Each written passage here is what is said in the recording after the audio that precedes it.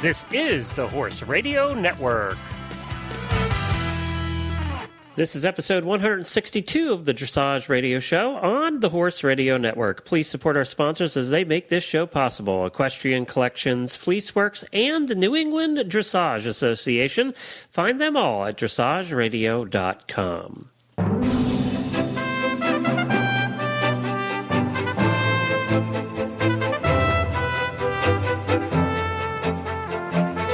This is Reese Koffler-Stanfield from Georgetown, Kentucky. And this is Philip Parks from Fergus, Ontario, and you're listening to the Dressage Radio Show. So I think we have to get right to the big news for the day. Did you hear about Totalis?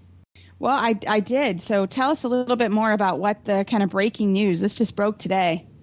Well, I guess Totalis has been withdrawn for consideration for the German team because his rider, Matthias Rath, which we talked about last week, has mono, and it doesn't look like he's going to be able to compete at the Olympics.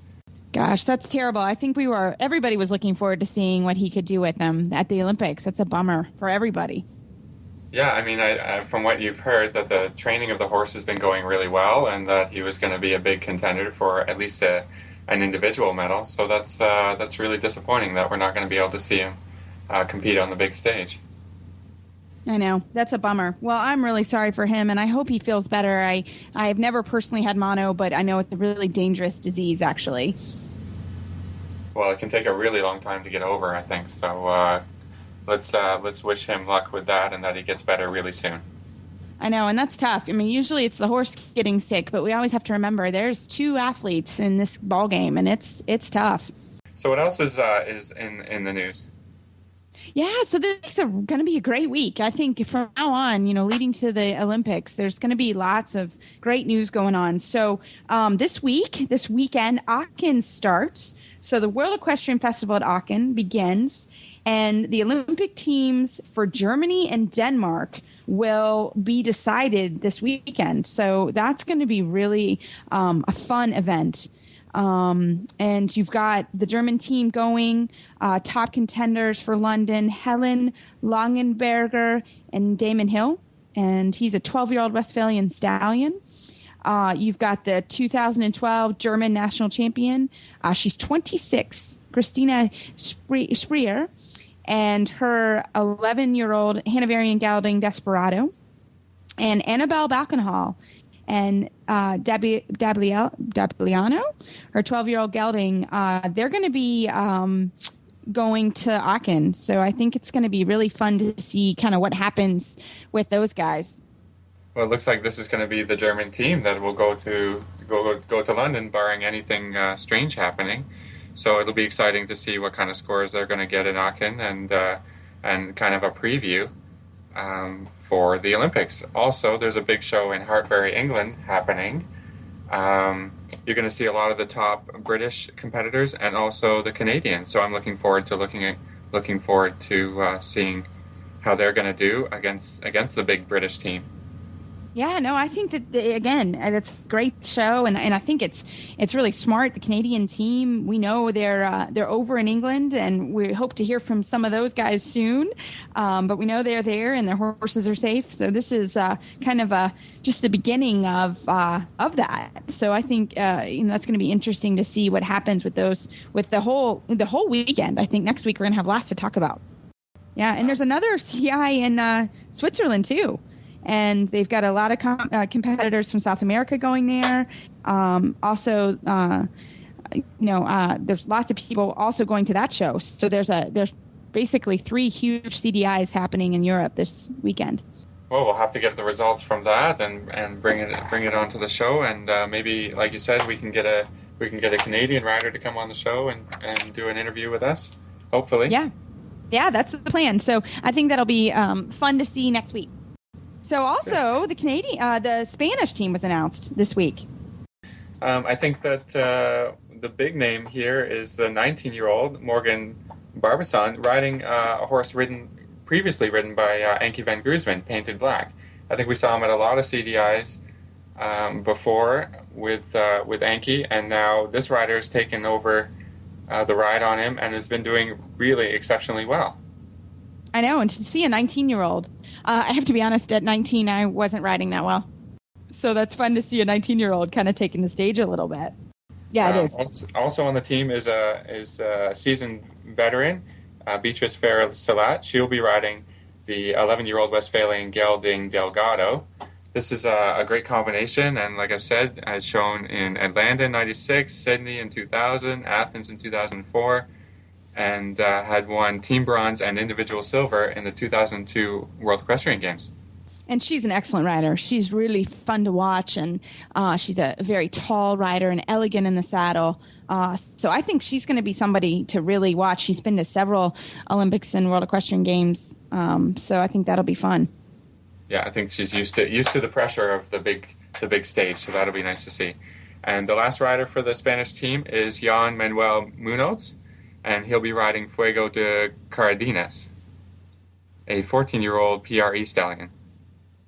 And this horse he'd really, Philip, I can't remember if you were able to make it to the World Equestrian Games, but yeah, I was there and I saw this horse. Yeah, it was extremely exciting and just a real crowd pleaser. And I think he had everyone behind him really pushing for him to get top scores. I can't remember ever seeing, people that weren't ever into dressage just cheering away for him. So I think we're all looking forward to seeing him. Again, these are some really phenomenal horses that are all being announced for London, and I am excited. I can't wait for the Olympics to start. And on that note, the FEI has launched an Olympic website, and this is going to be fun. This is it's a website dedicated to all things Olympic and Paralympic, both old and new.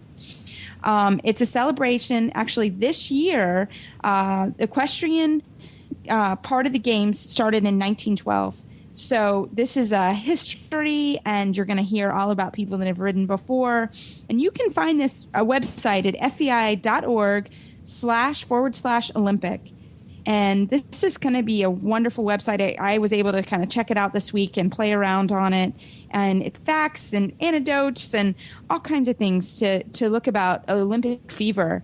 And I think it's really worth everyone taking a look at it, spending some time on that website as we kind of get ready for the Olympics. And in the last piece of news, we have good news for the Dutch team. Adelinde Corneliussen's horse Parseval passes the fitness test to be on the Dutch Olympic team. So that's, I think, their strongest horse this year for the Olympics. It's great that he's ready to compete and that he's fit to go for London. So, that's a big part of their medal chances for this year. Yeah, no, that's great. And I think we all felt for her when he bit his tongue at the World Equestrian Games and she wasn't able to ride. So I really look forward to seeing her. I think everybody does, to see what she can do in a big international event. Yeah, she's a great rider, and this is a great horse, and they should have an opportunity to ride in the Olympics, so that's great. Coming up, we have our great interview with Adrienne Lyle and Jan Ebeling, the second two members of the U.S. team, and it's a great interview, so stick around. Before we head to Jan Ebeling and Adrienne Lyle, we have a commercial break from Equestrian Collections, and then we have a trainer tip from our NEDA Trainer of the Month, Sarah Geeky.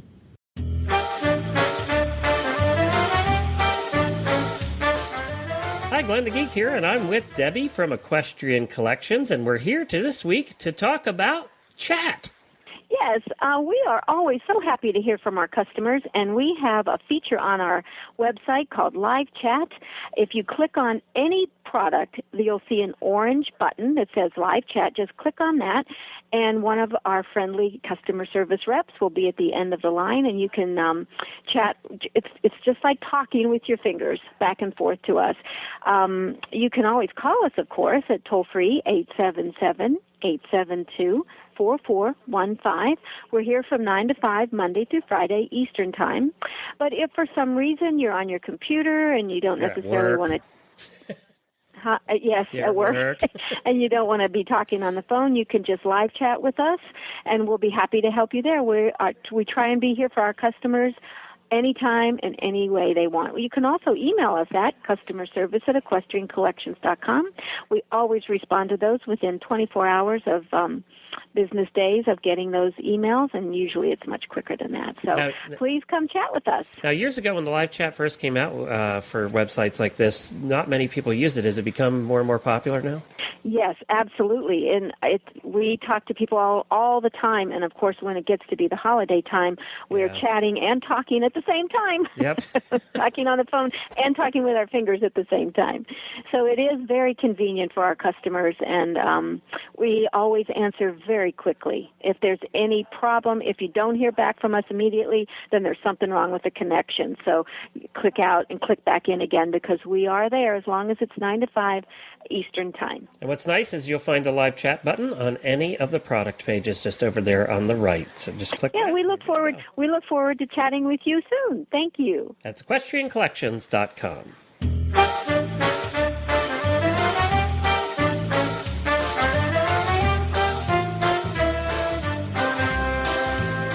This month, Trainer Tip, sponsored by NEDA, the New England Dressage Association, is Sarah Geeky. And some of the news from NEDA this month is the 2012 NEDA Fall Symposium has changed locations, and the symposium this year will be located at Pineland Farms in New Gloucestershire, Maine, October 27th and 28th. This year's event will feature FEIO Judge Stephen Clark of Great Britain and Canadian Ashley Holzer, Olympian, and she will be in London. And check back at NEDA.org, NEDA.org, for updated information. And now we're here, a trainer tip from Sarah Geeky, a very famous FEI instructor throughout the United States. Hi, Sarah. How are you this evening? Great. Well, thank you for having me. I feel very honored to be here, able to offer this month's NEDA training tip, and I would like to talk a little bit about training strategies for people that work a lot on their own at home and have intermittent help with their trainers and their teachers. So I have a list of ideas for people to think about and consider for possible ways to help improve their training and the outcome that they want. Perfect. Well, how do we get started? Okay. All right. Great. Well, training strategies, we all would love to have less in a day, myself included, but the reality of life oftentimes means that that's not possible. So when we're home working and schooling our horses, I find we have to come up with some sort of discipline, mental discipline and focus for ourselves that keeps us motivated and can keep us on track. And so my first suggestion and what I do is I have written down goals. And it's been proven that if we have a goal and we write it down, we have a 90% chance more of achieving it than if we just say it in our head. So have a goal and write it down. And the goals that we have, they should be achievable. They should be something that we and our horse can do, but it should be a stretch. It shouldn't be easy. We should have to get out of our comfort zone in order to accomplish it. And it should be an action goal. An action goal is something that, say, for instance, you're schooling your horse third level, and you're working on the flying changes, and say an action goal for you could be that by October, beginning of October, you'd like to have your single flying changes confirmed. That would be an example of an action goal, as compared to an outcome goal, which is something like, well, I want to go to regionals and I want to win second level. I mean, there's too many variables involved in that sort of outcome goal that we have no control over, but we can control our training and what we do every day. So that's my first suggestion. That's a good idea. Do you think it's good to talk to your trainer, like if you see one at all, about making those goals so that you have a realistic idea about where to go with that? Absolutely. That's a very, very good point. And what I do, and I know many of my colleagues do, is we have goal sheets and we have our students fill them out at the beginning of the year and have pointed questions on it, and they fill it out and I read it, and then we discuss it. And I cannot tell you the number of times I've been shocked in either positive ways or negative ways when I read what they've written. So it's a very, very useful tool.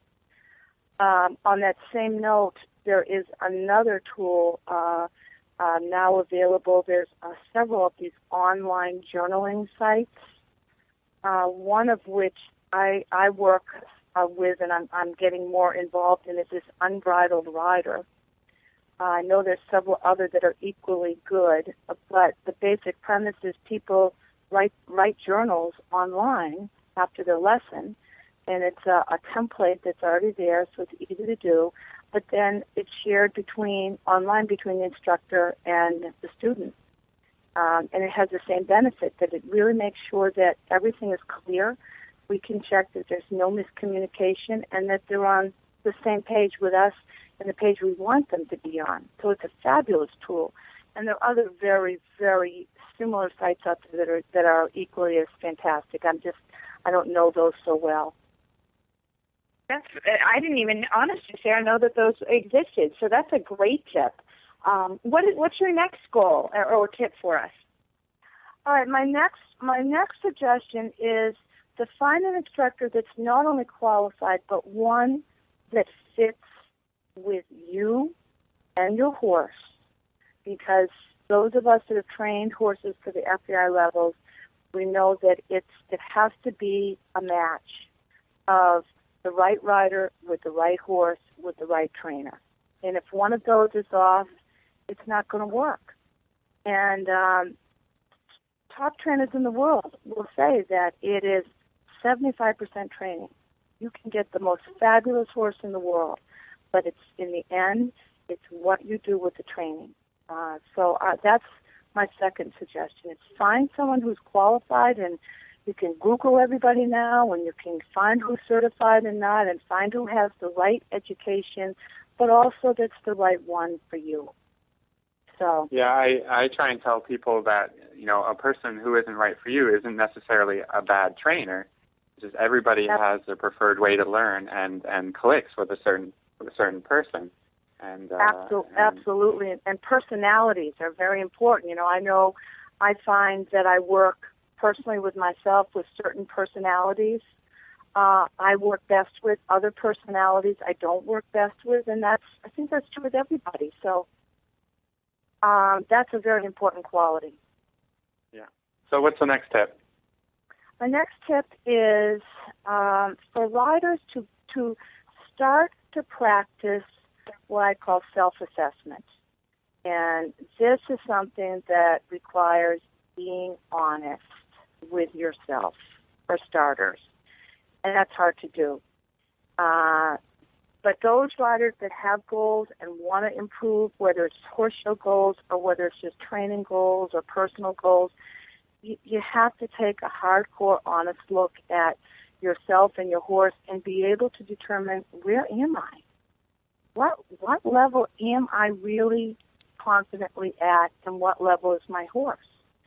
That's the first step in self-assessment. And so if we look at the rider and we look at his strong and weak points, we look at your temperament. Are you brave? Are you timid? Are you shy?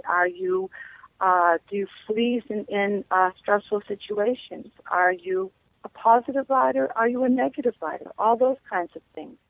And then you look at your physical talents.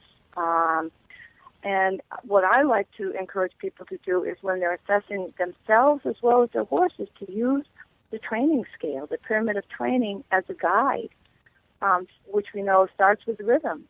Does the rider have a sense of rhythm with the horse, a feel for the horse? Are we supple and relaxed? Are we connected with our core to the horse? Are we able to actively produce energy within ourselves to activate the horse? And so on. And that same training scale, of course, is what we use to evaluate the horse's strong and weak points. And when we look at evaluating the horse, again, you have to say, where's my horse really at? What can he do really well and really confidently? Right? And that's your base point. And even for those riders that aren't interested in showing, it is still an invaluable tool to use the dressage test as a guide and a measure for where your horse is in the training. The dressage tests have been developed so that they're very progressive and systematic in terms of it's introducing exercises and bringing the horse along through the levels from training level up to FEI levels. So that in itself can be very helpful. And look at the tests. I mean, the tests have so many incredibly well-written directives now for what is required for each movement. And when I judge, sometimes I come away from the show and I think, particularly at the lower levels, I'm sorry to say, you wonder if these riders have ever read what is required of those movements, because the way they're doing it is so far from what the standard is. And those directives are, I really learned how important those are when I did the Learner Judges program through USDF. And they really, like you were saying with judging, as riders and trainers and just horsemen, we all need to read those and take time. And a lot of the information that you're talking about, Sarah, we can find it at USDF, United States Dressage Federation. Yes. Online, they have, what's it called? They have the online learning now through USDF, and there's a certain name for it. I'm sorry, I'm blanking out. I think it's called eTrack. Yes, and it's free for members. I'm not sure if it's free for people that are not members, but if you're a member of USDF, it's a free source where you can get some very valuable information. Yes, I know through our instructor trainer program, we are developing questions for the different areas and the different levels where riders and people can go on and take the test and get the answers and at least see where they stand. So that's an excellent tool to also use. Well, Sarah, you gave us some wonderful tips for the evening. Thank you so much. I know that all the riders will, and trainers and people that need help on a daily basis, these are some fabulous tips that will help us a lot. Right after this commercial from Fleeceworks, we have Jan Ebeling and Adrienne Lyle. Fleeceworks manufactures pure Australian merino sheepskin and merino wool saddle pads and accessories. Their pads produce a vital thermal balancing layer to pull excess moisture and heat away from the horse's back, allowing muscles to work at maximum capacity without overheating. Fleeceworks Australian merino wool is breathable and hydrophilic, able to hold and store 35% of its own weight in liquid. A longtime staple of the medical field, Australian merino fibers have no equal when it comes to delivering a temperature-controlled, pressure-absorbing layer. The Fleeceworks philosophy: minimum bulk, maximum performance, and they have a variety of anatomically correct pads incorporating technologies and designs that address the individual needs of every horse and rider. Ask for Fleeceworks saddle pads and accessories by name at your local tack and feed store, or visit them online at fleeceworks.com. Jan and Adrienne, welcome to the Dressage Radio Show. Thank you so much for coming on this evening. Thank you for having us. Oh, our pleasure. So we are all dying to know how training camp is going. Jan, how's it going for you and Rafelka? Well, this week we took it really easy. I'm going home tomorrow, and basically this whole week has just been long and low, a little bit transitions, a little posting trot, a little bit canter, and then I every day at the end I pick one movement. Yesterday I did a little bit from walk to piaffe and walk to passage a few times, and today I did a little bit of changes and some canter collecting, working towards pirouettes, but not really intense. It's going to get more intense next week. And last week she actually had off. She was just trail riding. So we had an easy time, little break, and now we're slowly getting back to work. And Adrienne, how is Wizard doing? He's doing great. We are definitely enjoying being here. It's fun having everyone here together in one place. We're all kind of on the same schedule, I think, giving our horses a little bit of a breather after the trial. 2 weeks back to back was a lot of work for them. I actually flew home this past weekend to Idaho. It's the first time I've been home since November, so that was great fun to get to see everybody again. I took a couple days off, and Wizards just now, we're doing some easy work, and now we're just starting to ramp it back up again. Debbie's going to fly in and join me next week, and then we'll be ready to get back in the swing of things. Perfect. We'd like to know a little bit about your horses. You guys are new to the team this year, I guess. And first, Jan, what is Rafelka's highlight movement? Well, I think she is an all-around really solid in all the movements. And I think our piaffe and passage has really gotten much, much better over the years. And the changes are real nice. She's got good pirouettes, so I think she's all around just very solid, And I think in her performances this year, she's shown that she's very consistent. I think that's really her strength, the consistency. Yeah. And Adrienne, for Wizard? I would say Wizard is definitely a power horse. So, the trot work, he can display a whole lot of power, and he's fun to watch there. And then our canter work with him has generally gotten pretty darn consistent and accurate. And so I don't know if I could pick just one movement. So we are dying to hear if you guys have any lucky charms that you're going to be taking to the Olympics or any special shad belly. So Jan, how about you? All right. Well, I have a whole bunch of lucky charms. I have actually two different sets of four-leaf clover. I have a little, very small little lucky pig. I have a silver coin that my mom gave me years ago. And I have a whole bunch of other things. And as far as coat, I don't like to take my coat to the cleaners. Now, I hope you guys don't get grossed up by this, but I don't believe in doing anything to this coat. It just has to be just so, What if it were to get dirty? What's that? What if it gets dirty? Well, it doesn't really get dirty. Oh, okay, it can't get dirty. It can't get dirty. No, not too dirty at least. And then we'll just hang it away, and nobody's allowed to touch it. And then at the next show, it comes out again.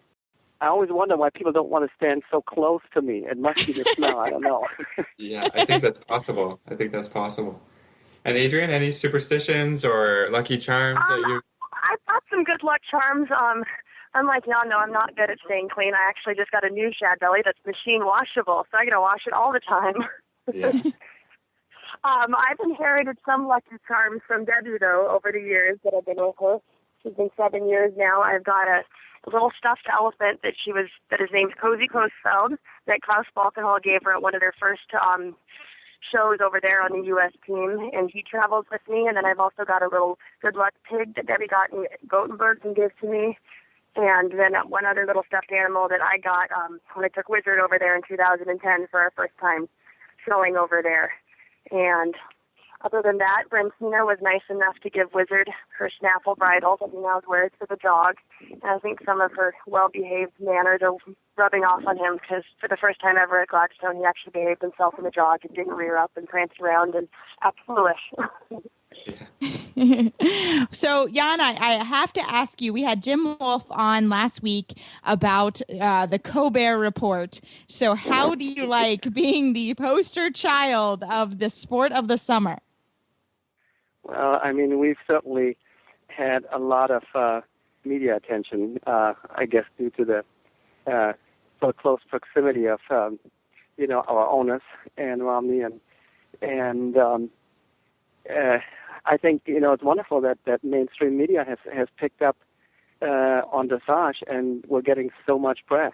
So I think it's really a good thing. I thought the piece or pieces, there were actually two, were done really well and in good taste. And I think we all have to have good fun, and it's all part of life, I think we all are excited about our foam fingers for sure.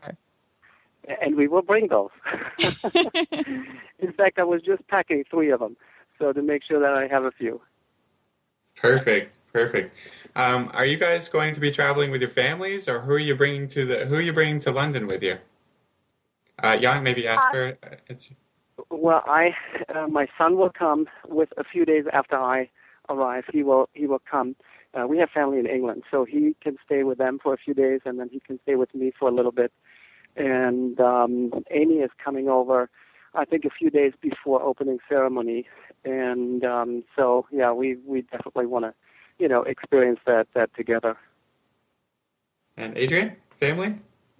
I have both my parents will be joining me to watch the games once we're over there, and I'm very excited about that. Excellent. And so we asked Stefan and Tina as well last week about what other events they're going to enjoy watching at the games. Do you guys have any other events that you will enjoy while you're there? I have nothing in particular that I've scoped out, but I certainly want to sneak in and watch anything I can. I'm so excited about just being part of everything there, and I think any sport that you can cruise in and try to nab some tickets or be able to watch is going to be fun. Besides the other equestrian events, I would love to see some of the men's and women's gymnastics, I guess the swimming and track and field. I mean, everything is great. I mean, I think no matter what you do, it's going to be so exciting and just, I mean, they're the best athletes in the world all together in one place, you know? I mean, how much more fun can that be? Yeah, what do you do to relax before a show? Well, as far as when I'm done riding, I go work out every day.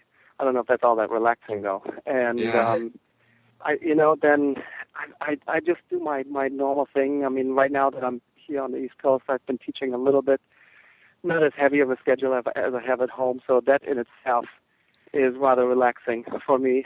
And well, I did, go around. I mean, I was hoping to maybe go into the city, New York, for one day. But just having a lighter schedule is pretty relaxing for me. Yeah, some more time to yourself. Yeah. And Adrienne, and what do you get up to? Well, I think while we've been here, we've been managing to keep ourselves, having fun and relaxing. We've been having barn barbecues every night. I think we're all going to get together and go play miniature golf later tonight. And so we're keeping ourselves entertained that way. And other than that, in the horse show routine, kind of like Jan, I think being able to, I'm runner, so being able to either run in the gym or outside and jogging is always good for relaxing mentally. And other than that, I'm a big music fan, so anytime I can listen to music, whether it's live music or whether it's stuff on my iPod, that's my little mental health break. Who is the best miniature golfer? What's that? Who is the best golfer? Like the mini golf?